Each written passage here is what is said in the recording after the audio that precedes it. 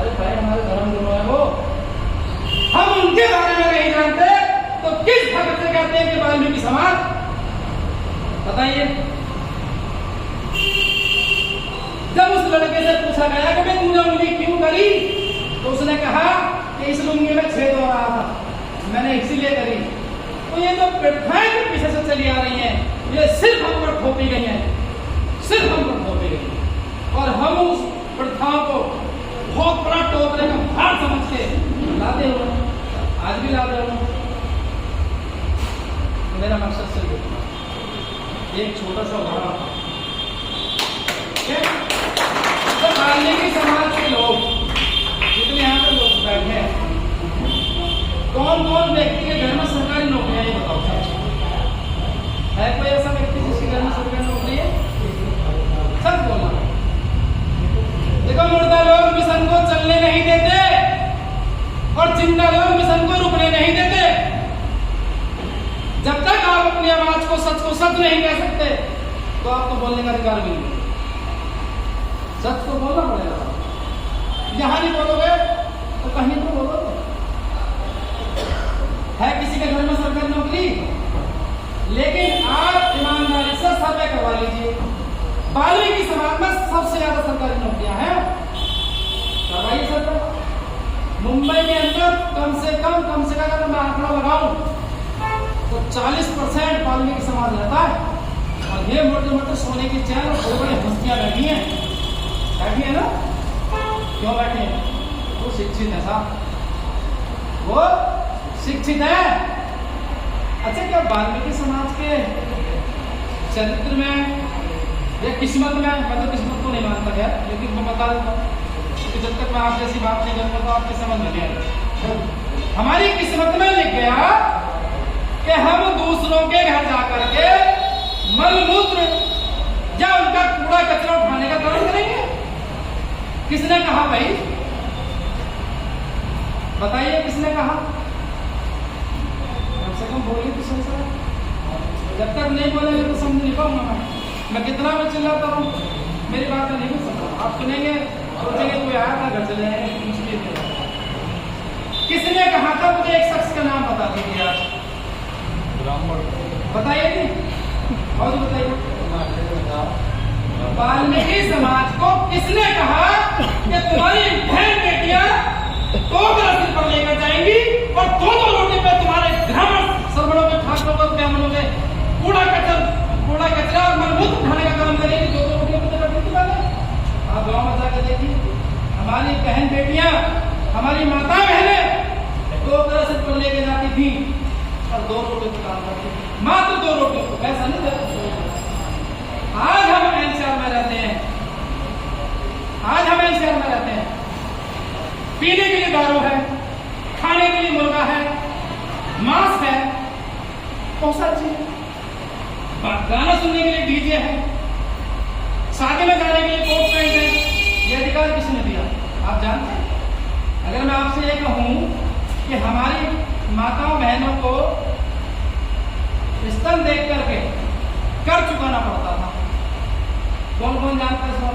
मुझे तो नहीं लगता आप जानते होंगे। स्तन जानते हैं किसे कहते हैं? और मैं आज ये बात आपके सामने बोलूं कि आप विश्वास कर पाओगे? क्योंकि हम शिक्षित नहीं है, और जब शिक्षित नहीं होंगे तो कैसे जानेंगे भाई? अभी मैं पीछे मीटिंग की थी, मैंने सुदर्शन फार्म हाउस को विजयनगर, तो वहां पे मैंने कहा कि भाई ये बताओ मेरे युवा साथी जितने भी हैं कितने पढ़े लिखे हैं? और कम से कम कितने लोग थे? 60-70 लोग थे, सारे पढ़े लिखे थे भाई साहब। तो मैंने पूछा कि भाई शिक्षा की देवी कौन है? तो मैं आग से कहा, सीना छोड़ा सरस्वती। भाई आ जाओ, मारने भाई तुम पढ़े लिखे हो। अब मैं अगर उनसे ये पूछूं कि भाई सरस्वती को किसी ने देखा? सरस्वती ने कौन सा स्कूल खोला? सरस्वती ने कौन सी पुस्तक लिखी? सरस्वती ने कौन सी प्रेस मशीन बनाई जिसमें छवि? कोई जवाब नहीं। हम डॉक्टर से कहते हैं कि शिक्षा की देवी सावित्रीबाई फुले, जिसने भारत के अंदर प्रथम स्कूल खोलने का काम किया, जो जो हमारे दिल और दिमाग के अंदर ही भावना पैदा करती हिंदू और मुस्लिम की। आज मुस्लिम को टारगेट क्यों किया जा रहा है? क्योंकि वो हमारी रीढ़ की हड्डी है, वो हमारी रीढ़ की हड्डी है। कैसे मैं बताऊंगा? मुस्लिम समुदाय के लोगों ने सावित्रीबाई फुले को स्कूल खोलने के लिए जमीन दी। जा बहन, तू एक स्कूल खोल और हम तुझे जमीन देंगे, तू अपने समाज को पढ़ा और लिखा और शिक्षा दिला। स्वर्ण कास्ट के लोगों ने 15% लोगों ने उन्हें जमीनें देने का भी काम नहीं किया। इसलिए सावित्रीबाई फुले को माना जाता है भारत के अंदर प्रथम स्कूल खोला, इसलिए उनको शिक्षा की देवी कहा जाता है। किसने जमीन दी? मुस्लिम समुदाय के लोग। बाबा साहब जिस समय में थे, कौन कौन जानता बाबा साहब? बाबा साहब जिस समय में थे क्या था पता है? मनुस्मृति। मनुस्मृति लागू थी। और मनुस्मृति में क्या कानून था पता है? कौन जानता? कल को यहाँ पर जाना, जो मेरे और साथी कहा तो हम तुम पीढ़ी है भैया, ये तो इनकी तो कट गई, ये तो ऐसे समझो बस एक छत्र छाया है हमारी। कल को जाना, मनुस्मृति की किताब लेकर आना खरीद के, और जो बातें मैं बोलूं उसमें तर्क वितर्क निकालना कि मैं सत्य कह रहा हूँ। मनुस्मृति में जब कानून व्यवस्था लागू की है मनुस्मृति की, तो उसमें कानून व्यवस्था क्या थी पता है? आपकी बहन बेटियों को कपड़े पहनने का अधिकार नहीं था।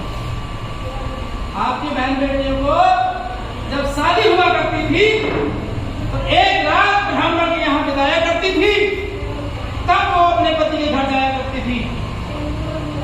ये प्रावधान था। और आज हमारी बहन की तरफ कोई आंख उठा दे, कट्टा पिस्टल बंदूक 2 मिनट में चाकू छुरी तलवार, ये अधिकार किसने दिया? जेल। बाबा साहब के दिन साहब, बाबा साहब मनुस्मृति में आपको धन रखने का अधिकार नहीं था। आपको धन रखने का अधिकार नहीं था। और मुझे लगता है कि आज आपके बैंकों में पैसा है या नहीं, ये बात खुला कर लेना मेरी, इसको सोचना, क्योंकि ये धर्मवाद की जो बातें हमें इसलिए बताने पड़ती हैं कि स्टार्टिंग ही हुई से ये सब। आपको शिक्षा का अधिकार नहीं था। बाबा साहब ने जब देखा बचपन में कि भाई मेरे पिताजी एक शिक्षित व्यक्ति हैं और मुझे पढ़ने का अधिकार नहीं, क्योंकि मैं शूद्र हूं, मैं अछूत हूं। बाबा साहब को स्कूल के बाहर बैठा दिया गया। बाबा साहब स्कूल के बाहर बैठे। उस जमाने में सोचो, ना तो कट्टा था, ना बंदूक थी, ना तलवार था, ना चाकू था, कुछ नहीं था।